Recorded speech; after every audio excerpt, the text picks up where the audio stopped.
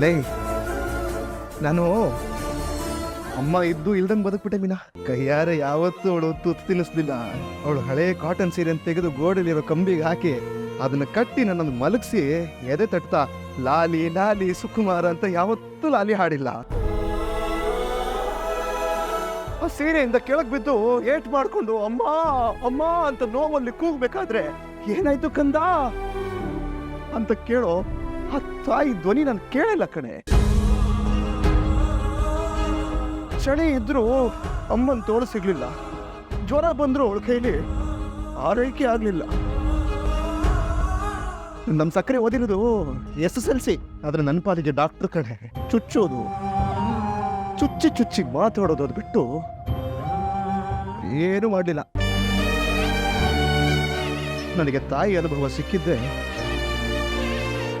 ನಿನ್ ಪ್ರೀತಿ ಸಿಕ್ಕಿದ್ಮೇಲೆ ಮೀನಾ.